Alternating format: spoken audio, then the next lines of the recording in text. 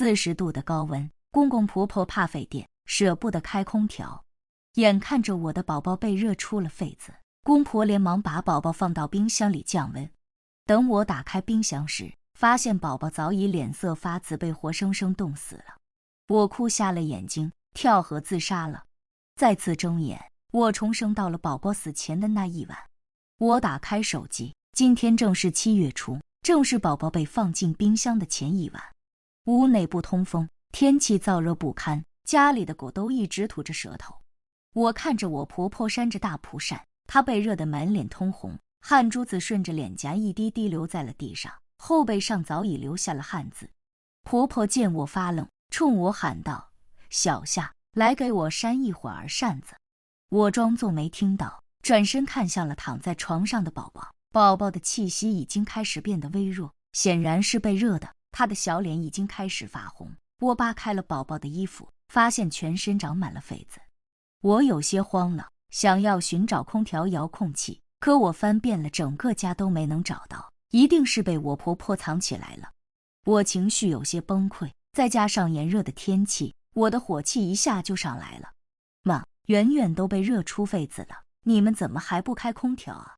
婆婆朝我翻了个白眼，阴阳怪气地说道：“这小孩嘛，大夏天的不都有痱子吗？咋的，就你稀罕你家孩子呗？你瞅瞅外边哪家开空调了？”我看着窗外边，楼上楼下的空调外机都在滴水。我敞开窗户，拉着婆婆往窗外看去，语气中带着愤怒：“你看看，这家家户户都开着空调，凭啥我们不开啊？”这是我第一次冲婆婆发火。以前我本以为我退一步就能海阔天空，可是现在想想我还是错了，一味的忍让只会让对方得寸进尺。婆婆停下了手中的蒲扇，撅着屁股朝外边瞅着，然后又回头上下打量着我说道：“人家家里都有钱，女人都在上班，要不是家里有我儿子养活着，我怕你现在连吃饱饭都难喽，还想吹空调，怎么这么矫情啊？”公公也在一旁附和道：“是啊，小夏，孩子也热不到的，现在热一热能提高免疫力，长大了身体好啊，要不然吹空调冻感冒了咋整？又得花钱。”说完他便敲着二郎腿，露出了一副嫌弃的表情。砰，你们都不给遥控器是吧？那我自己找。我眼中的泪水直打转，不仅是担心宝宝，更是后悔我这几年对这个家的付出喂了狗了。这一家子人一个比一个奇葩。我把家里翻了个底朝天，可沙发上、电视柜里以及床底和书架我都找过了，都没找到遥控器。我开始发疯了，拿起厨房的碗砸向地面来发泄愤怒。婆婆心疼极了，拍着大腿朝我喊着：“你个贱人，败家子摔碎这么多碗，你怎么不去死啊？”公公也在一旁拦着我，让我别摔了，可我现在怎么听得进去话呢？40度的高温天气足以让成年人中暑，那更何况一个不满1岁的孩子呢？现在只要一刻没打开空调，宝宝的生命就受到了一刻威胁。就在我拿起最后一个碗时，遥控器从门里面掉了出来，我像是看到了救星一样，准备伸手拿遥控器。就在我要拿到遥控器时，婆婆一脚踹到了旁边，遥控器被踢到了沙发下边。我气得红了眼，一把推向婆婆，婆婆倒在地上，全身气得发抖，又哭又闹：“儿媳妇打人了，这种女人不要也罢，赶紧滚出我们老王家！”我没有理会她，紧紧贴着地面找沙发底下的遥控器。指尖碰到遥控器的那一瞬间，我欣喜若狂。公公见此状况也不安静了，他追上前照着我的肚子踹了一脚，我疼得在地上打滚，冲到厨房拿起那擀面的棍子。婆婆以为我要打她，她吓得连忙起身躲在公公后边。我抬手冲着那空调砸着，我一边砸一边喊着：“既然你们不想吹空调，那我就砸了，你们也管不着。”一旁的婆婆被公公搀扶起来，捂着胸口哭喊道：“别砸了，别砸了，你把我这老太婆砸死算了。”我已经被愤怒冲昏了头脑，怎么可能听得进去她说的话？砸完空调后，我撂下棍子就开始在房内找我的钱包，准备先去住一晚酒店。我拿起床头柜上的钱包打开一看，里面空空如也，仅剩下我和宝宝的一张合照。我突然想到这几年我都没有上班，哪里来的钱啊？婚前老公向我保证说他会养我一辈子，可现在呢？现在我兜里连1块钱都没有。以前我在家不是洗衣做饭，就是给娃喂奶，给公公婆婆洗脚。我看着身上已经被穿得没了弹性都舍不得换的短袖，和那双被我穿的鞋底子都快要烂了的拖鞋，眼泪不自觉地流了下来。一旁宝宝的哭声越来越大，看着他哭红了的小脸，我的心一下子就软了。我抱起宝宝冲出了家。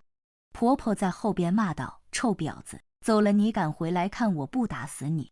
我扭过头指着她的鼻子说道：“你放心，以后我不会回来的。”我原本想找邻居借点钱去开酒店的，可是这几年我连跟人沟通的能力都下降了。自从生了圆圆后，我就发现我得了轻度产后抑郁，极度的暴躁和恐慌让我失去了冷静，每天憋在家里洗衣做饭，等晚上街上人少的时候我才会出去买菜。我苦笑着，内心无助又心酸，看着这人满为患的街道上，我竟然没有一个人可以寻求帮助。我找了一家银行，准备进去休息一会儿，可我手中的孩子却停止了哭闹，没了动静。我使劲地拍着宝宝，可他的小手一直悬在半空中摇晃着。原野，你怎么了？我把脸贴在他的手上，发现他的手格外烫。原野，你别吓妈妈，快醒醒！我顿时慌了神，浑身上下摸索不到手机。坏了，一定是我走得太急，手机还放在家里。银行就在我面前，我闯了进去，抓住了一个穿着得体的女人。能帮我打一下吗？我颤抖着下巴。夏蕊，你怎么在这？那女人搀扶住我，有些震惊。我抬起头来才看清楚她是我的大学同学林夕。你别急，我已经打电话了，救护车马上就到。我有些哽咽地朝她道谢。我看着她光鲜亮丽的脸，相比较我满脸油渍，几年时间我的脸上就已经长出了老年斑。我有些局促地站在那里，双手不由得捏紧，往日的自信在此刻都已经烟消云散了。救护车很快就来了，圆圆被送进了医院，医生说是由于高温引发的中暑，需要住几天院。林夕看出了我的担忧，很爽快地交了住院费。丈夫和婆婆知道宝宝住院后赶了过来，在医院里，婆婆大闹，吵得众人皆来围观。婆婆站在我面前，泼墨星子直喷我的脸上。你个不要脸的，你还敢打我？这么点小病还住院，这不浪费钱吗？我去跟医生说退钱。我大怒道：妈，圆圆中暑了，必须住院。小夏，妈身体不好，你就别气她了。再说了，小孩子热点没事的，我们小时候都还没空调，现在活的不都好好的吗？丈夫在一旁一边拍着婆婆的胸口一边说道。我绝望道：李宗耀，你疯了啊！圆圆是中暑了，她才多大，这能要了她的命你知道吗？小夏，哪有这么严重啊？妈都跟我说了，是因为不让开空调你才来医院的。走，咱们先去医院退钱，回家了我给你们开空调。李宗耀抓住我的胳膊就准备走，我甩开了他的手，大声呵斥：我看今天谁敢让我走，钱我是不会退的，院我也是要住的。回想起前世宝宝被放在冰箱里被活活冻死，我的心开始一阵剧痛。看着眼前的这几个杀人魔，我恨不得把他们撕成碎片。你个死女人，怎么跟我儿子说话的？穷矫情，肚子一点都不争气，让我连孙子都没得保。他用指头点着我的额头，没好气地说道。众人听到这话纷纷为我打抱不平，这都啥年代了，你这老婆子还重男轻女啊？对呀，你家这儿媳妇一看就是个老实女人，怎么竟敢欺负老实人的事儿啊？怜惜见状也上前指着婆婆说道：阿姨，狗急了还会咬人呢，别欺负老实人。我喘着粗气，死咬着后槽牙，转身回到了病房。我从抽屉里掏出来一把尖锐的剪刀，手握刀柄，冲出了病房。婆婆见状大叫，躲在了人群后面，还不住地骂道：你个疯子，你要敢杀我，我儿子揍死你！我已经被仇恨冲昏了头脑，婆婆这话更激起了我的愤怒。我面目狰狞，艰难地吐出来几个字：今天你就等死吧。一旁的人也来劝说，让我冷静。厉宗耀上前抱住了我的腰，我挥舞着手中的剪刀，一下刺中了他的手臂，鲜血直流。看着那流淌着的血，我一下子清醒了过来，丢下了手中带血的剪刀。我是警察，接到报案，有人在这里准备用剪刀行凶。几名警察从人群中挤了进来，我愣住了，但我瞟了一眼婆婆，她正一脸奸笑，看来是她报的案没错了。我内心暗爽，既然婆婆都已经报案了，那我也没什么好顾忌的了。这次我一定要让她痛苦到死。我们一家人被带到了局子里，面对警察，我表现得无比从容淡定。警官，就是这个疯女人要拿刀砍我，你们快把她抓起来。婆婆躲在警察的身后，脸上挤出几道褶子。我们自己会调查清楚的。警察扒开婆婆的手，义正辞严地说道。我没等警察说话，主动承认了刚刚的一切行为，该罚款就罚款，该拘留就拘留。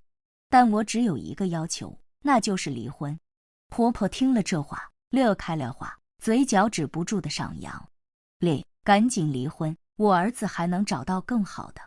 婆婆眼球一转，似乎想到了什么，又急忙补充道：离婚了，我们可不抚养圆圆，圆圆归你，要不然我儿子带个累赘怎么找媳妇，怎么给我生个大胖小子？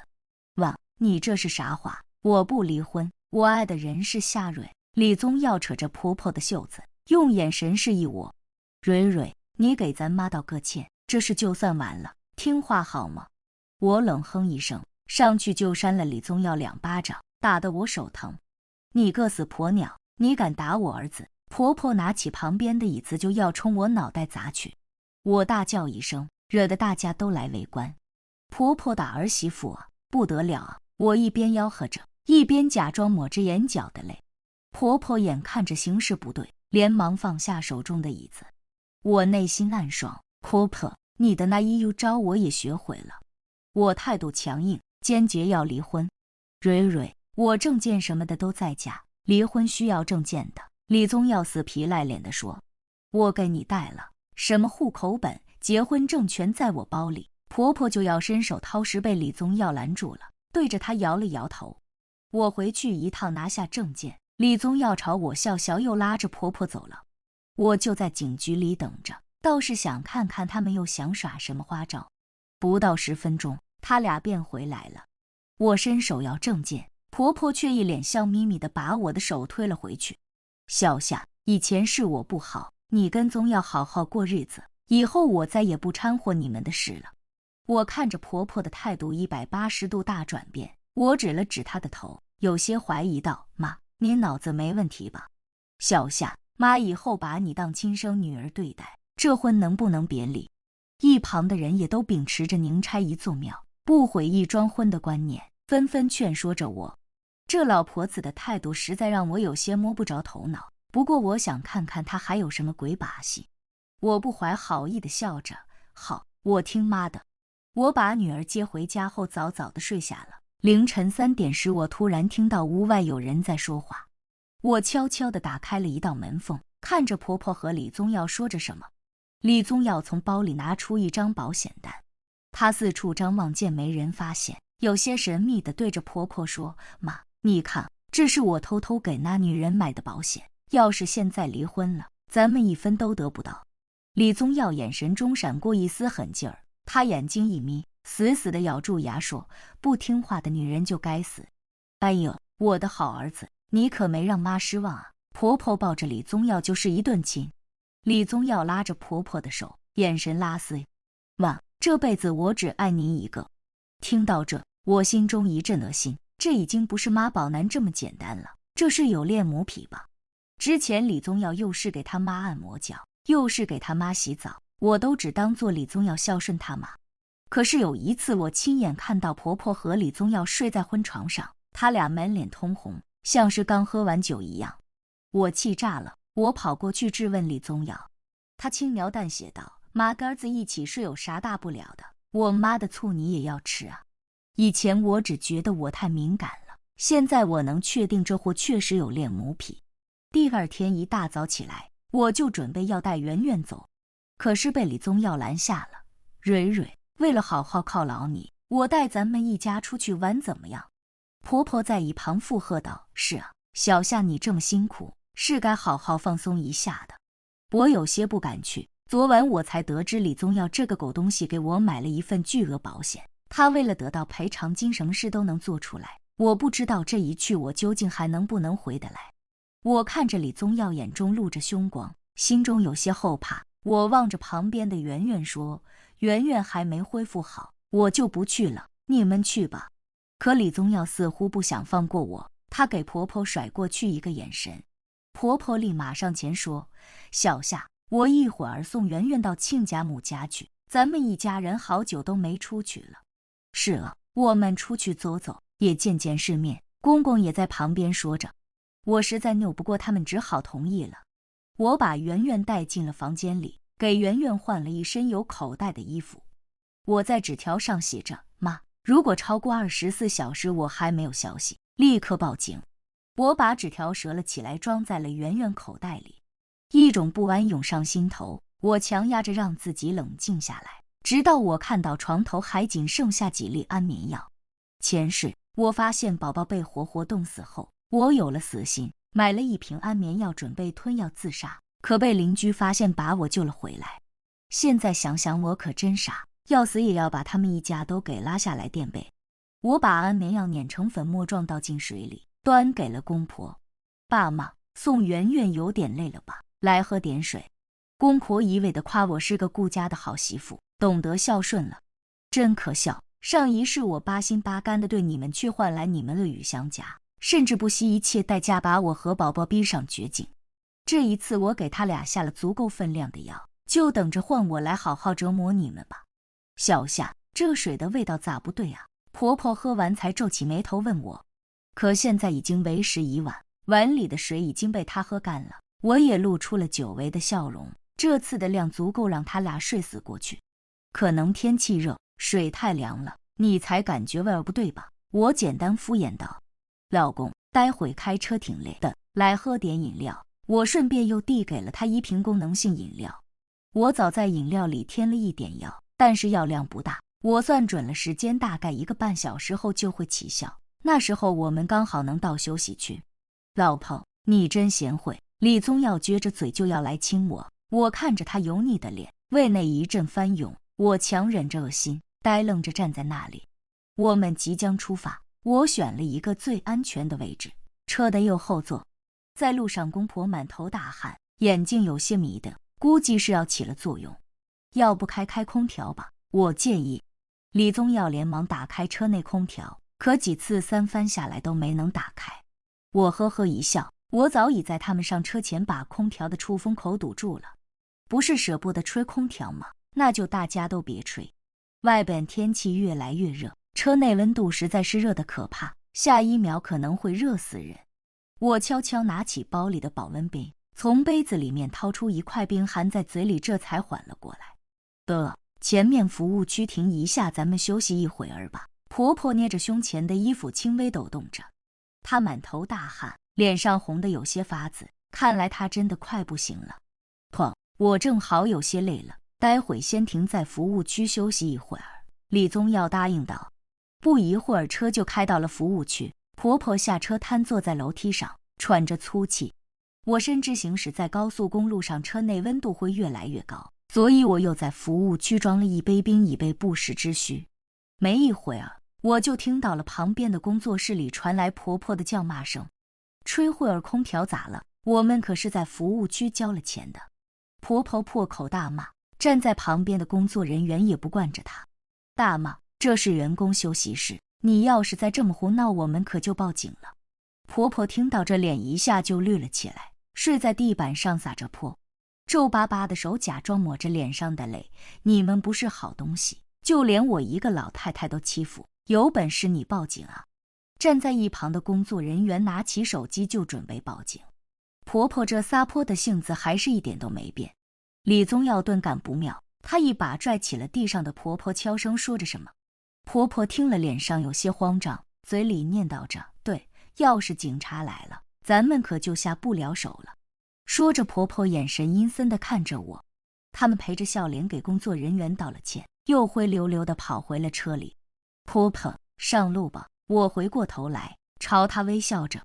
小夏，这可不吉利，得说出发，不能说上路。婆婆有些恼了。我微笑着点头，双手搀扶着她。我可没说错，就是上路，这次换你们上路了。小夏，你来开车吧。不知道咋回事，我脑袋晕乎乎的，没什么精神。李宗耀双腿有些哆嗦，连路都走不动了。看来是我给他放的药起效了，他们3个一上车就昏死了过去。我坐到驾驶位上，脚下似乎垫着什么东西，我低头一看，顿时感觉后背发凉。车上放着一把尖刀和一个麻袋，麻袋里面还装着一捆绳子。我果然没想错，李宗耀是抵不住巨额保险诱惑的。我正愁找不到合适的东西来绑住他们，这下好了，他们提前给我准备好了。我死死捆住了他们的双腿双脚，还拿了透明胶粘住了他们的嘴。我继续开车驶向目的地，马上就到正午了，太阳光顶着车顶晒着，车内温度飙升，一点都不通风。我打开了车窗，太阳光照射进来，直晃我的眼睛，汗水已经流进了我的眼睛里，怎么擦也擦不干净，视线已经模糊到看不到前方的路。我半路急刹，打算吃口冰缓一下。冰块含在嘴里的那一刻，我感觉整个人好像掉进了水里。我看着躺在车上的3人，脸色有些发青，嘴上粘的胶带全是哈气。不行，再这么下去，还没等他们到目的地就会死的。我扯开了他们嘴上的胶带，朝他们脸上洒了几滴水，他们瞬间就有些反应了，像3只虫子一样蠕动着，真恶心。我看了一眼手表，时间就快来不及了，我得在他们醒之前送他们到山上，那里人少，最适合我动手了。我制作了一个简易冰袋顶在脑袋上降温，以防高温中暑。车子到达山上时正是太阳最猛的时候，我把他们3个连拖带拽地拉下了车，一盆冷水浇在了他们头上，他们猛地清醒过来，四处张望。疯女人，这是哪？你把我们绑起来干什么？李宗耀还想挣脱那绳子，可那麻绳被我沾了点水，就算事实上了吃奶的劲也解不开。宗耀，这绳子麻袋还有这把匕首，难道不是你为我准备的吗？李宗耀听到这话，眼神中的慌张都快要溢出来了。我脱掉了他的鞋，用匕首轻轻在他脚上划了几下，鲜血便涌了出来。我看着如此锋利的刀，忍不住笑了起来。你可真够狠啊！咱们快做了10年的夫妻了，现在你们一家人把我骗到这里来，是想杀人灭口吗？还没等他解释，我就继续用刀子在他脚上捅了几下，他疼得破口大骂：死女人，你要干啥？我薅起他的头发，对着他的耳朵悄声说：宗耀，这附近可没什么人，我要是现在一脚油门走了，把你们一家子留在这荒郊野岭的，你说会不会被热死啊？山里天气热，更别说这高山上，连个阴凉的都没有，这又是大中午，太阳更加火辣，晒死人那不是很正常吗？你想干嘛？李宗耀总算安静下来了，他试探地说道：不想干嘛，我就是想看看42度的天气是不是真能热死人。我用匕首抵着他的脖子说道：贱女人，你不得好死，我们一家人对你那么好，你还来报复我们？婆婆拼命地摇晃着身体，大声呵斥道。我装作没听到，而是用刀子在他头上比划了几下，一缕头发便落了下来。他发现事情不妙，顿时换了一副嘴脸。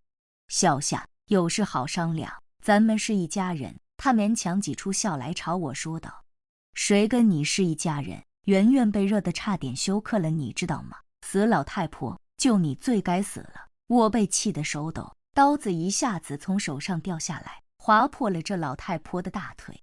老太婆吃痛，吱哇乱叫起来。我害怕被人发现，拿了李宗耀的鞋子塞进了他嘴里。看着他们的惨状，心里的火气顿时消了不少。我抓起老太婆的领子，一把把她扔在地上。给我舔，把她脚上的血舔干净，我就放了你。老太婆身体有些虚弱，嘴唇泛白，额头上时不时地冒出一点虚汗，但为了活命，她不敢有一点怨言。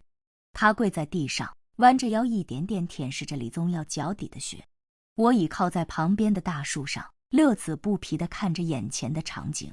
死女人，给我提鞋都不配的东西！我呸！一旁的老头骂道：差点忘了你这个老头子了，你不会还不知道李宗耀不是你亲儿子吧？老头听到我说这话，脸上满是震惊，下一秒他便暴跳如雷，试图想要爬起来。我一脚又把他踢了回去，面无表情地对他说：“你还不知道吧？你压根就不行！贱人，你再给老子胡说！”麻绳在他脖子上勒出了一条红印，呼吸变得有些不畅。不信你就看看你儿子长得和你有几分相像。老头有些难以置信，瞥眼过去看到了老太婆心虚的眼神。老头子，你别信这疯子的话，宗耀怎么可能不是你儿子呢？你给老子闭嘴！他妈的，李宗耀到底是不是我儿子？老头大吼一声。已经到这个份上了，我也就实话实说，你确实不行，但是我要给你们老李家传宗接代啊，这事也不能怪我。老太婆一边解释一边抹着泪。臭婊子，你敢中别人的种，你看我不打死你！老头被气得直发抖，一个起身准备踹老太婆。老太婆被吓得一个激灵，连忙翻身躲了过去。老头直直地摔在了地上，一动也不动。我跑过去看着他发青的脸，脖子上的青筋慢慢消了下去。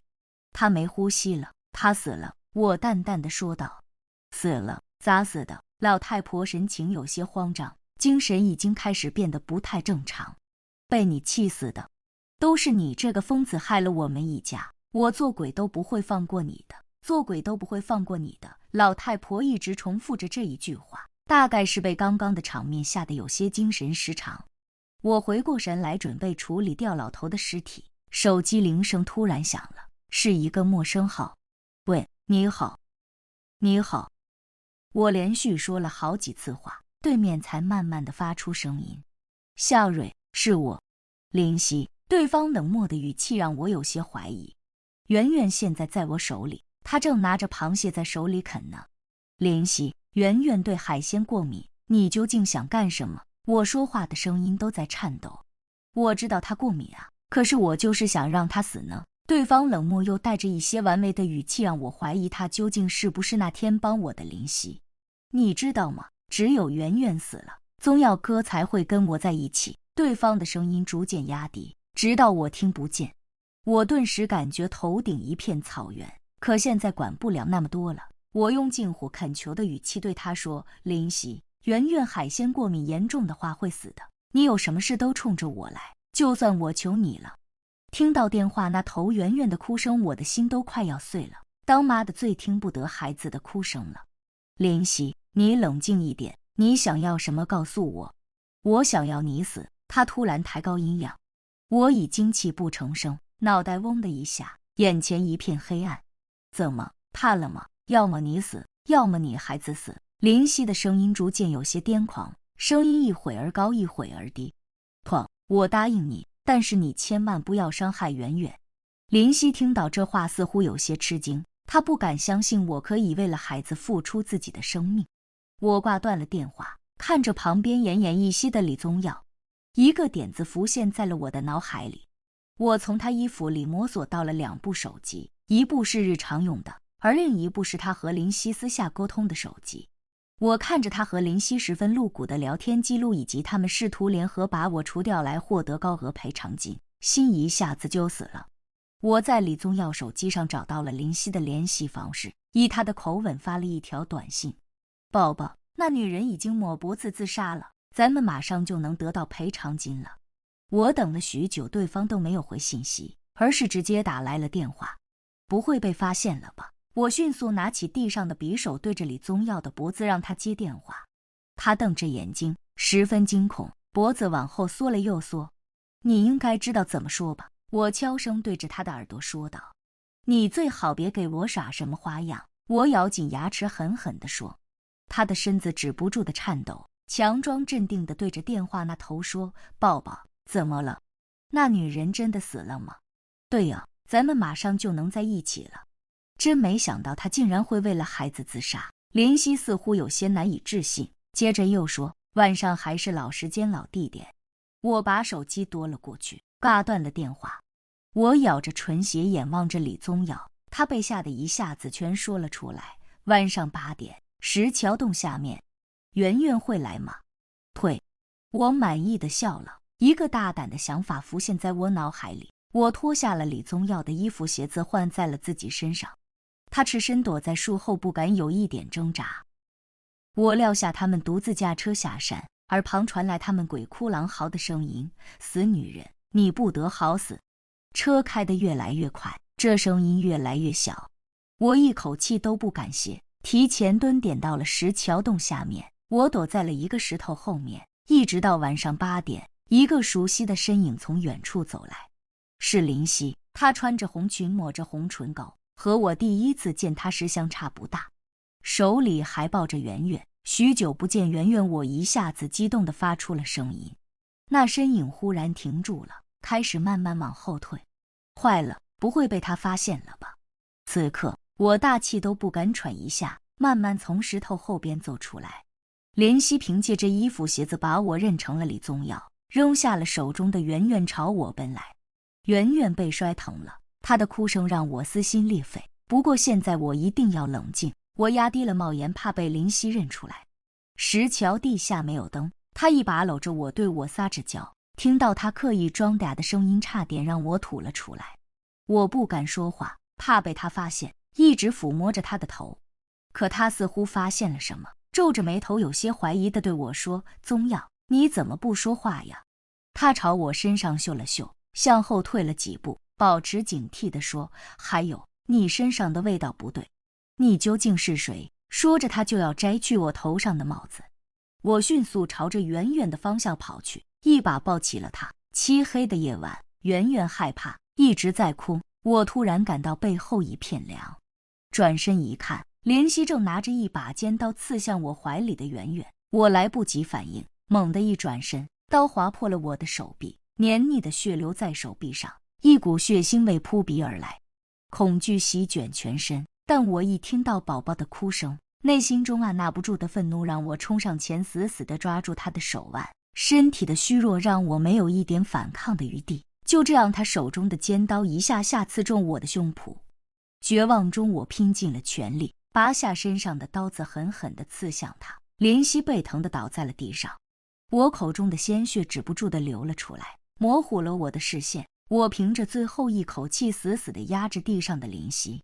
圆圆，妈妈只能帮你到这儿了。我望向圆圆，在我闭眼的前一秒，眼前出现了乌压压戴着帽子的一群人，他们的身旁还站着我的母亲。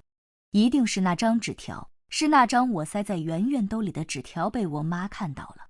得救了，圆圆得救了。在我身体有意识的前一刻，我听到了我妈撕心裂肺的哭声、警笛声，还有救护车声。脑袋嗡的一下，我又死了。不过这次我无怨无悔，但是我却对不起我妈。不知过了多久，我在睁眼时，眼前一片亮光，我正坐在公园的长椅上。我又重生了，只不过这次我穿着碎花裙和一双羊皮鞋，坐在我身旁的是一个年轻的女人。你是谁？我抬头仰望着眼前眉目间泛着慈爱的女人。我是你妈。她用手轻柔地抚摸我的脸。你是夏梅吗？